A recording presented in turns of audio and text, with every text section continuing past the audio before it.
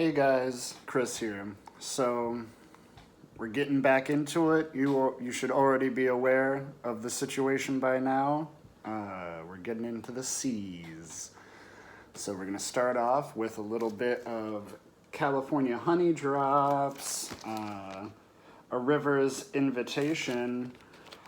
So California Honey Drops are just like a jam band, one of my favorites, and they really don't have too much music on vinyl, which is why I bought this. Then we got Johnny Cash. This was actually yet again like a gift from one of my other buddies' record collections, but totally worth it. Johnny Cash, you should already be aware. It's just a greatest hits. Clarence Carter. The Dynamic, he is hilarious, and I recommend checking him out. Strokin' is the song that you should check out. Ceremony, Violence.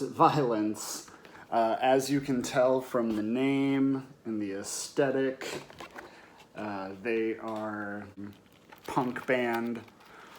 This is back when they were just a hardcore, like more just traditional hardcore band. They eventually became sort of like a post-punk band. We got their follow-up album, Still Nothing Moves You, I think is the name of this album. But, very similar vibes. It's on this like swirly gray. But yeah, similar vibes, just like really aggressive. This is on black, but this is sort of their like, they hit the sound that is just so great, and I think this is the album that like they got really big on. Then we got Acid Rap, it's a pretty popular bootleg. It's on this fun 2-record thing. It's similar to the Arsonist album, just 2 records that are different colors. It sounds alright, I got this because it was returned to the record store, so then I could get half off because it was pre-owned. The Chariot. If you're a Norma Jean fan, The Chariot is just the dude's band that he did after. These guys are, without a doubt, the craziest show I've ever seen. Their live performance was just hands down, just like so intense. They're not like a crazy intense listen, as opposed to some of the other more abrasive bands that I listen to. And then after The Chariot, he went on to do 68, which, is just more of like a regular rock band. The Chats, oh yeah, get this in ya. This is just a fucking awesome band from Australia. They got it on, the Packer pressing. But this is just a super fun band from Australia. This little warning on it. Warning, this album will tear you a new one. It's not like crazy aggressive or anything. It's just like such traditional like oi styled punk music, Childish Gambino's Royalty. It's definitely up there for one of my favorite Childish projects. It has so many great tracks on it. My favorite Absolverse ever is on here with Unnecessary. And then, Silk Pillow with Beck is so good. We got Because the Internet. This is that, the deluxe edition vinyl, ultra thick, comes with, the screenplay, the 72 pages. Then I think the vinyl itself might just be black. Yes, just black. But yeah, this is up there. This is one of those albums like Wolf, like Tyler the Creator's Wolf. where like all of my friends and I have all like purchased it multiple times to give it away to people. Following up, Chiodos, Bone Palace Ballot, Grand Coda. This is the, I said ballet. This is their second album, and I think it's just on, oh no, it's on white. You know, they had come out with it, and then they re-recorded it and took off this one song called Pianos Have Teeth, which was actually one of my favorite songs that I got on the Take Action comp that they were on. Yeah, so they re-recorded that, and then they added Two Birds Stoned at Once, I believe. Which, I mean, I totally get. That song is so good. This is probably my favorite Chiodos album. And we got Chiodos Devil. When I heard that this was coming out with the original lineup of Chiodos, I was so excited that I had just pre-ordered it, and I bought one of my buddies, who's also a Chiodos fan, the CD. And then when it came out that they were gonna have the guitarist from Fall of Troy, it was just like I was all but sold. I also really enjoy Fall of Troy, and I got to see them play.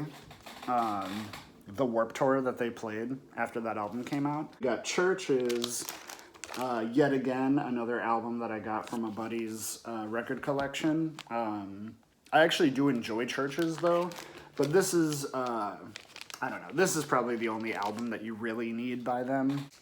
Then we got City of Caterpillar. This is, just some old post-hardcore. I believe this is just the self-titled. I bought it when I went to a record store and they were playing it on the radio or on the stereo, and I was like, damn, this shit's good. Then we got Gary Clark Jr. If you don't know, now you know. Yeah, definitely look into Gary Clark. If you're a rock fan, if you're a blues fan, if you just love insane guitar work, Gary Clark is the guy, dude. He is so good. Then we got Code Orange. I'm sure most of you guys are familiar with Code Orange.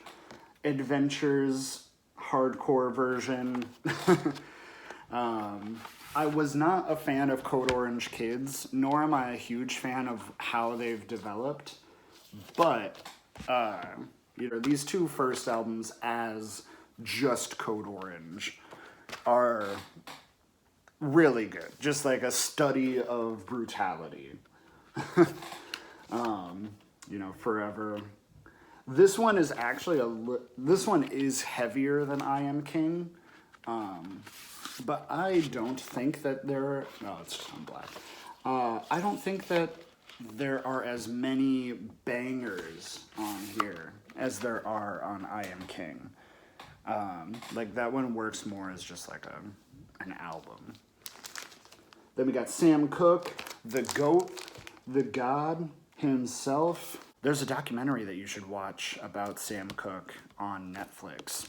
This is just a best of album. Then the real shit, Live at the Copa, yet again, just like a sick record store. Like luckily I was working at it so I could get this for super cheap. This album right here, this album, Sam Cooke live at Harlem Square. This is some crazy shit. This is just, like, I could not have imagined what it would have been like to been at the show. And I'm fairly certain, I think it says somewhere how much it cost to get in. It was something super cheap. Yeah, at the door, it's $2.50. If you want a table, it's $1. $3.50, you get to see someone at the height of his career, and just like the backing band on this, like the energy is just so high. It's like a punk rock show. We got John Coltrane, the Lost album. This was probably the first Coltrane album that I listened to, because when I was getting into jazz, this album was like coming out and I wasn't super into like other jazz. You know, like jazz is so hard to get into if you didn't grow up with it. And I got into it via Wynton Marsalis. And then luckily, I got into more jazz, like The Comet is Coming. This is like electro stuff. They're like a three-piece. The dude in the middle here in the red is the main guy. Tenor sax, bass clarinet. Yeah, he's a crazy guy. Real good stuff, just on black vinyl. Totally recommended if you've never listened to The Comet is Coming. It's just like, if you like Bad Bad Not Good's like early work, it's very similar to that. And then we got Colts, you know, just some classic electro pop. This is the one, you know? There's just not really any need to listen to any of their other albums. And that's it. So hopefully you guys enjoyed it. If you like any of these albums, be sure to leave a comment, like the video, subscribe. Hopefully some of these bands are bands that you haven't heard of and you check out, because if I own it, then it's at least good. You know, like maybe I don't think it's good, but someone else did, and that's why I have it. So yeah, hopefully you guys stick around for the next one. Up next we got the D's, which will be a much shorter video, actually. I thought it was going to be a little bit longer, but luckily some of these letters are going to be pretty short. But yeah, so have a good rest of your day, guys.